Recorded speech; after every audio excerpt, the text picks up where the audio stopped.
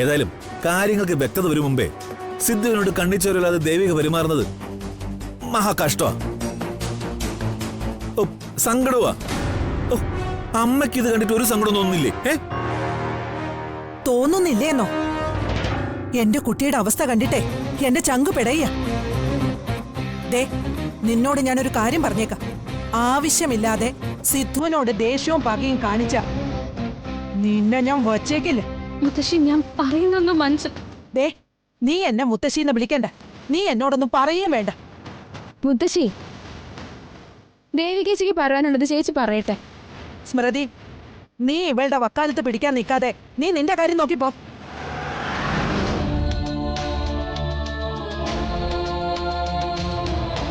അല്ല, എന്താ ഇവിടെ എല്ലാരും കൂടി ദേവികയെ ശല്യപ്പെടുത്തണോ?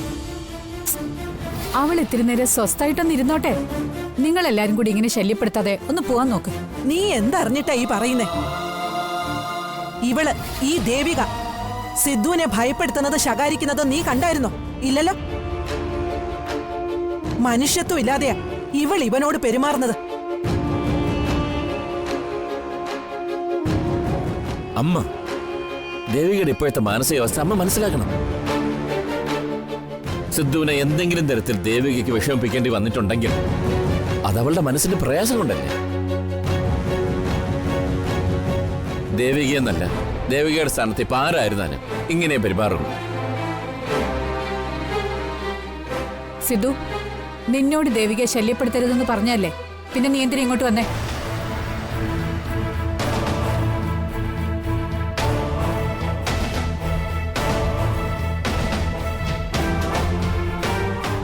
നീങ്ങി വന്നേ. ഇനി നീ ഇവിടെ നിക്കണ്ട. ഈ ഭാഗത്തേക്ക് നീ വന്നു പോരുത്. വേണ്ട, ഒന്നും പറയണ്ടെന്ന് പറഞ്ഞില്ലേ? സിദ്ധു മാത്രല്ല, എല്ലാവരും ഇവിടെ നിന്ന് ഇറങ്ങണം. ദേവിക മാത്രം മതി ഈ മുറിയില്. അവള് കുറച്ചുനേരം തനിച്ചൊന്നിരിക്കട്ടെ.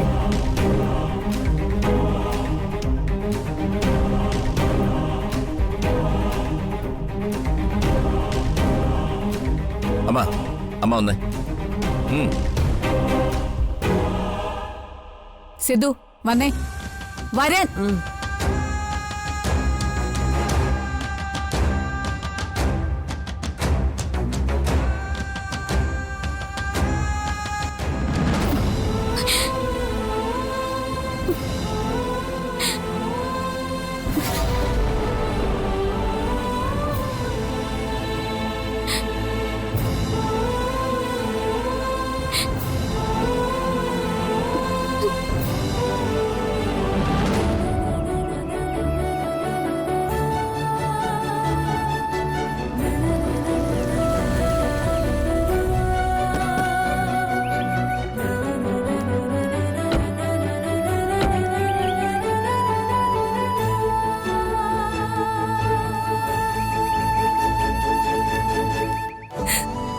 നല്ലത്. അച്ഛാ, അമ്മേ, അമ്മേ, ഋഷി ഇവിടെ ആരും ഇല്ലേ? ആരുടെ ഒച്ചാനൊക്കൊന്നും കേൾക്കുന്നില്ല. അതെ, വല്ലാത്തൊരു ഡെഡ് സൈലൻസ്. അല്ല, ഇനി ഇവിടെ എന്തെങ്കിലും സംഭവിച്ചോ? എന്ത് സംഭവിക്കാം? അച്ഛാ, അച്ഛാ, അമ്മേ,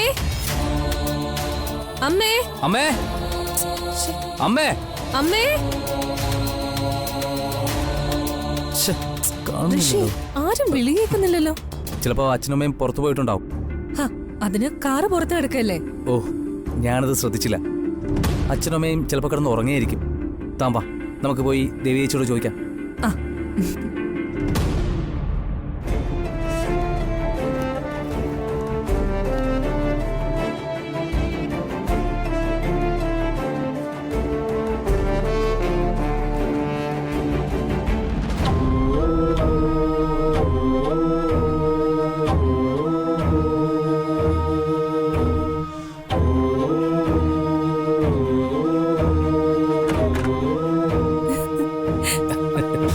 ചേച്ചി, ചേച്ചി, ഞാനും ഋഷിയായിട്ടുള്ള പിണക്കം എല്ലാം പൂർണ്ണമായിട്ട് മാറി.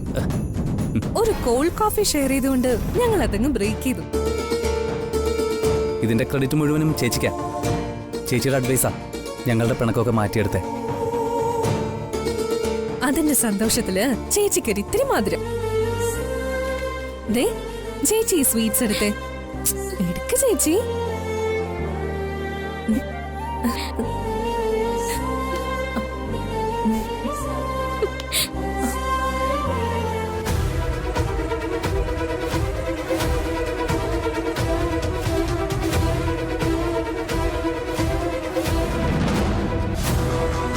ചേച്ചി ചേച്ചി എന്ത് പറ്റി? ചേച്ചി എന്താ പറ്റിയത്? കാര്യം പറ ചേച്ചി. എന്താ പ്രശ്നം? ചേച്ചി എന്താണെന്നൊന്ന് പറയൂ ചേച്ചി. എന്താ സംഭവിച്ചത്? ഇവിടെ നടന്ന സംഭവങ്ങളെല്ലാം പറഞ്ഞ് ഇനി ഇവരുടെ സന്തോഷം കൂടി നശിപ്പിക്കണ്ട. പറയേച്ചി, എന്താ ഇഷ്യൂ? എനിക്ക് കുറച്ചു നേരം തനിച്ചിരിക്കണം.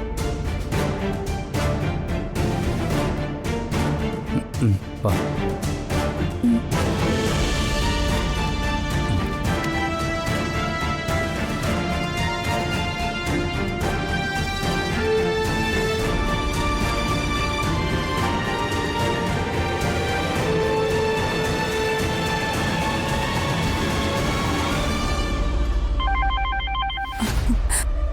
ഹലോ അമ്മ. എടി, നിന്റെ അമ്മായിയമ്മ അടുത്തുണ്ടോ? ഇല്ല, ആന്റി ഹാളിലാന്നാ തോന്നുന്നത്. ആ, നീ ഈ ഫോണും കൊണ്ട് അങ്ങോട്ട് ചെല്ല്. എന്നിട്ട് അത് സ്പീക്കറിലിടും. എനിക്ക് നിന്നോടും മായോടും കുറച്ച് കാര്യങ്ങൾ സംസാരിക്കാനുണ്ട്. ചെല്ല്. ആ ശരി അമ്മ, ഞാൻ അങ്ങോട്ട് ചെല്ലട്ടെ.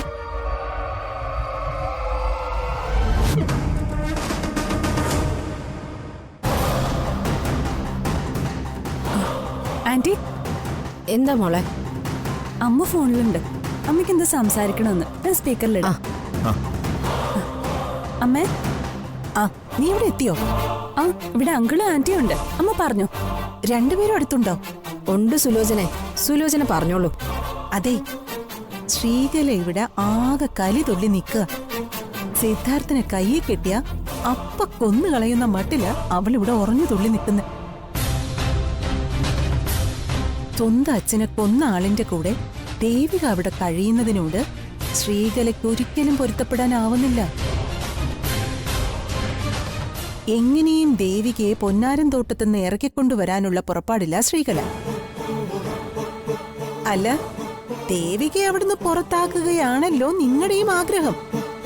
നിങ്ങളുടെ ആ ആഗ്രഹം അറിയാവുന്നത് കൊണ്ടാ ഞാൻ ഈ സന്തോഷ വാർത്ത നിങ്ങളെ വിളിച്ചറിയിച്ചത്. അതെ സുലോചനെ, ഇവിടത്തെ കാര്യങ്ങൾ നോക്കാൻ ഞങ്ങൾക്കറിയാം. അതുകൊണ്ട് ഈ വക കാര്യങ്ങളൊന്നും സുലോചന ഇങ്ങോട്ട് വിളിച്ചറിയിക്കാൻ നിൽക്കണ്ട.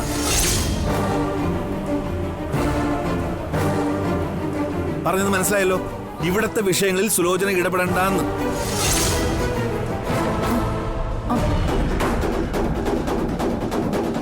ആ മോളെ, ആ ഫോൺ കട്ടി.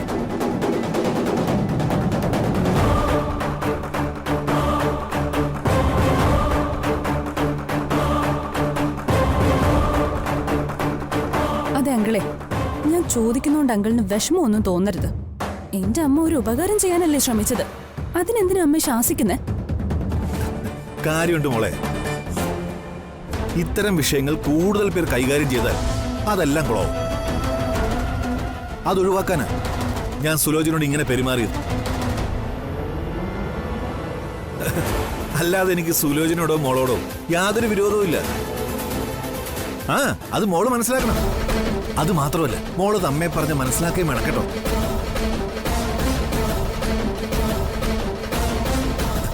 ഹരിയേണ്ട ദീർഘവീക്ഷണവും ബുദ്ധി അപാരം തന്നെ.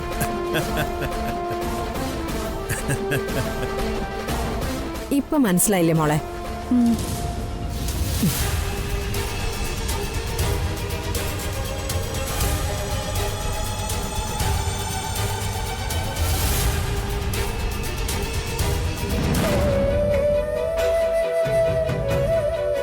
മോളെ മഞ്ജു,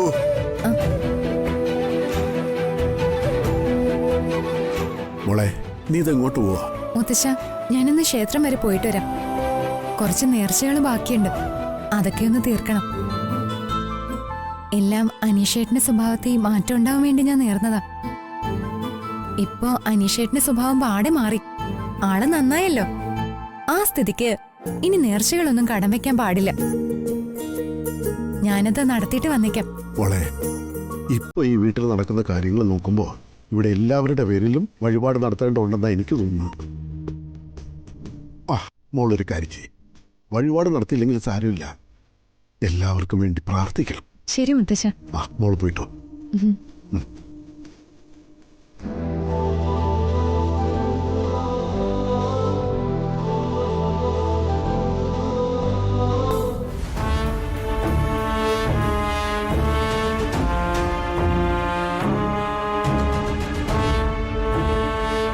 അഞ്ജിതേ, എന്താ അഞ്ചിതേ, ഞങ്ങൾ പുറത്തു പോയപ്പോ എന്താ ഇവിടെ നടന്നേ? എനിക്കെങ്ങനെ അറിയാനാ? അപ്പോ നീ ഒന്നും അറിഞ്ഞില്ലേ? അല്ല, ഇതൊക്കെ എന്തിനാ എന്നോട് ചോദിക്കുന്നത്? നീ ഈ വീട്ടിലെ ഒരു അംഗമല്ലേ, അതുകൊണ്ട് ചോദിച്ചതാ. സാധാരണ അതല്ലല്ലോ പതിവ്. അഞ്ചിത് എന്തിനാ ഒരു കാരണമില്ലാതെ ഗോപിയോട് തട്ടിക്കയറുന്നേ? അല്ല, ഇവിടെ എന്ത് നടന്നാലും ഗോപിക എപ്പോഴും ദേവികേച്ചോടാണല്ലോ ചോദിക്കുന്നത്. ഇതും ദേവികേച്ചോട് ചോദിച്ചു മനസ്സിലാക്കിയാ മതി. ദേവികേച്ചോട് ഞങ്ങൾ ചോദിച്ചതാ, പക്ഷേ ദേവികേച്ചൊന്നും പറഞ്ഞില്ല. എങ്കിലേ എനിക്കൊന്നും പറയാനില്ല. അഞ്ജിത,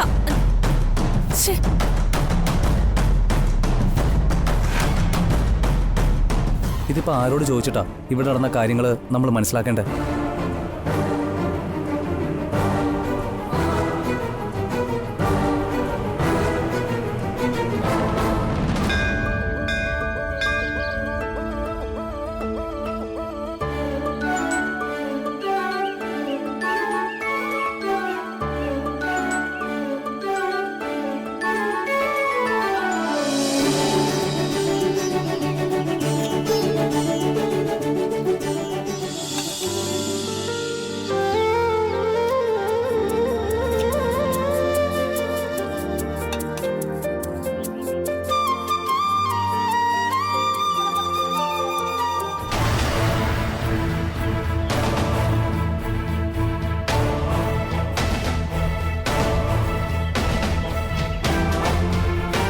മഞ്ജു, തൊഴുതിറങ്ങിയോ?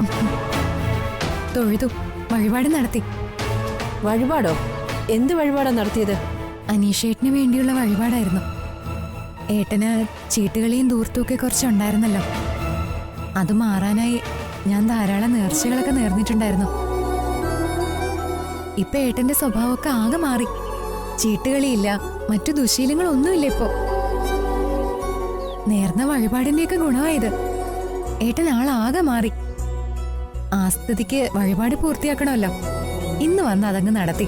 എന്റെ പൊന്നു മഞ്ജു, ചൂത് കളിക്കാരനും വഴക്കാളിയായ നിന്റെ ഭർത്താവിനെ വഴിപാട് നടത്തി രക്ഷപ്പെടുത്താമെന്നാണോ നീ കരുതിയത്? അത് ഒരിക്കലും സാധിക്കില്ല. ഈ നേർച്ചയും കാഴ്ചയും കൊണ്ടൊന്നും നിന്റെ ഭർത്താവ് മാറാൻ പോകുന്നില്ല. മായന്റെ എന്താ അങ്ങനെ പറഞ്ഞത്? അല്ല, നിങ്ങളുടെ കുടുംബക്കാരുടെയൊക്കെ പൊതു സ്വഭാവമാണല്ലോ വഴക്കും വക്കാണവും സംസ്കാരമില്ലാത്ത പെരുമാറ്റവും. മായന്റി, ഇതൊരു ക്ഷേത്രം. ഇവിടെ നിന്ന് സൂക്ഷിച്ച് സംസാരിക്കണം. നിങ്ങൾ എന്തിനാ ഞങ്ങളുടെ കുടുംബക്കാരിങ്ങനെ അനാവശ്യമായി അവഹേളിക്കുന്നത്? മോതിരം കാണാനില്ലെന്ന് പറഞ്ഞ് നിങ്ങൾ എല്ലാവരും കൂടി വന്ന് ഞങ്ങളെ നാണം കെടുത്തി. അതും പോരാഞ്ഞിട്ട് ഇപ്പൊ വീണ്ടും വന്ന് കുത്തുവാക്ക് പറയുന്നു. എങ്ങനെ പറയാതിരിക്കും? അമ്മാതിരി പോരല്ലേ ശ്രീകല വീട്ടിൽ വന്ന് കാട്ടിക്കൂട്ടിയത്? അതൊന്നും നീ അറിഞ്ഞില്ലേ? നിങ്ങളുടെ മുത്തശ്ശനും ശ്രീകലയൊന്നും അതിനെക്കുറിച്ചൊന്നും പറഞ്ഞില്ലേ? അറിഞ്ഞു. ശ്രീകലാന്റി അവിടെ വന്ന് പ്രശ്നം ഉണ്ടാക്കിയെങ്കിലേ അത് കണക്കായിപ്പോയി. ഇതല്ലേ നിങ്ങളുടെ സ്വഭാവം? ശ്രീകലാന്റി പറയുന്നതിൽ എന്താ തെറ്റ്? നിങ്ങൾ എന്നെ ഒരു കാരണമില്ലാതെ കുത്തി നോവിച്ച സ്ഥിതിക്ക് ഞാനും പറയും. കൊലയാളിയായ സിദ്ധാർത്ഥനെ ഞങ്ങൾ എന്തെങ്കിലും ചെയ്തേക്കുമെന്ന പേടിയുണ്ടല്ലേ? അവനെ ഞങ്ങളുടെ പ്രതികാരത്തിൽ നിന്ന് രക്ഷപ്പെടുത്താൻ വേണ്ടിട്ടല്ലേ അവനെ കൊണ്ട് ദേവികയെ വിവാഹം കഴിപ്പിച്ചത്. എടി, ഓ, കേട്ടപ്പോ നിങ്ങളെന്തിനാ ഞെട്ടുന്നത്? നിങ്ങളുടെ പദ്ധതി ഞാൻ മനസ്സിലാക്കിയതിന്റെ ഞെട്ടലായിരിക്കുമല്ലേ? സിദ്ധുവിനെ കൊണ്ട് ദേവികയെ വിവാഹം കഴിപ്പിച്ച വിധവയാകുന്ന പേടി കൊണ്ട് അവള് പിന്നീട് സിദ്ധാർത്ഥിനോട് പക വീട്ടില്ലല്ലോ. അപാര ബുദ്ധി തന്നെ. ഇതൊരു ദൈവസന്നിധി ആയിപ്പോയി. അതുകൊണ്ട് ഞാൻ നിർത്തുന്നു. പുറത്തു വെച്ചാണ് നിങ്ങൾ എന്നോട് കൊമ്പ് കോർക്കാൻ വന്നതെങ്കിൽ നിങ്ങളുടെ തോലിരിച്ച് ഞാൻ വിട്ടേനെ. രാവിലെ അണിഞ്ഞൊരുങ്ങി ഇറങ്ങിക്കോളും മനുഷ്യനെ ദൂഷിക്കാൻ. ഇങ്ങനെയുള്ളവരൊക്കെ എന്തിനാണോ ക്ഷേത്രത്തിൽ വരുന്നത്? ഇവരെ പോലുള്ളവരൊക്കെ ക്ഷേത്രത്തിൽ വന്ന ക്ഷേത്രത്തിന്റെ വിശുദ്ധി കൂടി നശിക്കും.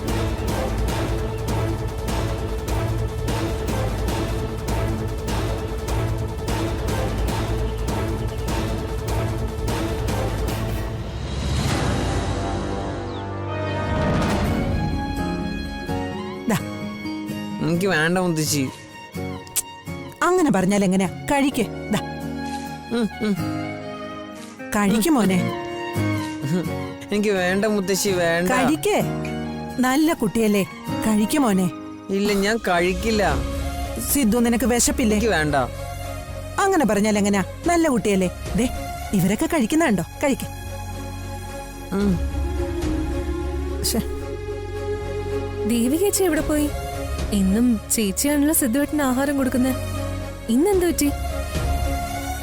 ചേച്ചി ആഹാരം കൊടുക്കാത്തതുകൊണ്ടായിരിക്കും സിദ്ധുവേട്ടൻ കഴിക്കാത്തത്. ദാ മോനെ, കഴിച്ചോ. നല്ല കുട്ടിയല്ലേ, വേണ്ട, കഴിക്കടാ. വേണ്ട, വേണ്ട. ജാനകി, കഴിക്കാം. വേണ്ട. ജാനകി, എന്താമ്മേ? ഞാൻ ഈ സിദ്ധുവിനെ ആഹാരം കഴിപ്പിക്കാൻ വേണ്ടി പഠിച്ച പണി 18 നോക്കി, ഒരു രക്ഷയില്ല. ഇവൻ ഒരു വക ആഹാരം കഴിക്കുന്നില്ല. ഇനി നീ തന്നെ ഇവനെ കഴിപ്പിക്കും. ഞാനാകെ വലഞ്ഞു. നീ എന്താ കുട്ട കഴിക്കാത്തെ? എനിക്ക് വേണ്ടമ്മ. അതെന്താ മോന് വേണ്ടാത്തെ? എനിക്ക് എന്റെ മാലാക വാരി തരണം, എന്നാലേ ഞാൻ കഴിക്കൂ.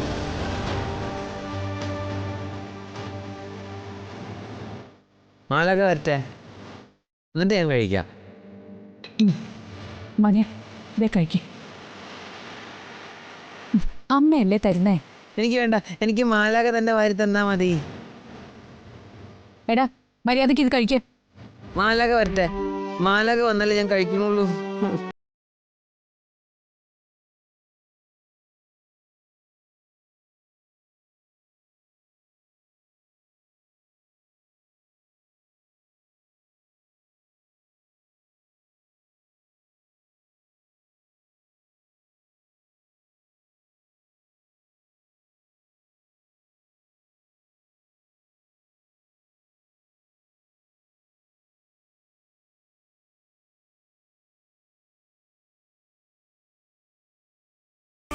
ആ, അങ്ങനെ വഴിക്ക് വാ.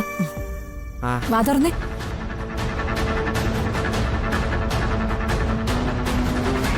ജാനകി, ഇവൻ ഇങ്ങനെ തുടങ്ങിയാൽ എന്താ ചെയ്യ? ഇവനെ ആഹാരം കഴിപ്പിക്കാനും കുളിപ്പിക്കാനും കിടത്തി ഉറക്കാനും ഒരാൾ കൂടിയേ തീരും. നമുക്ക് ആ പഴയ കെയർടേക്കറിനെ ഒന്ന് വിളിപ്പിച്ചാലോ?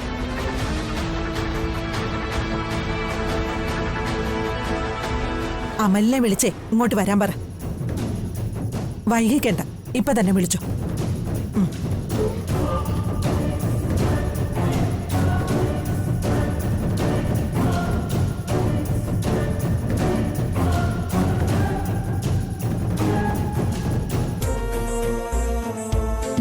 കഴിക്ക്.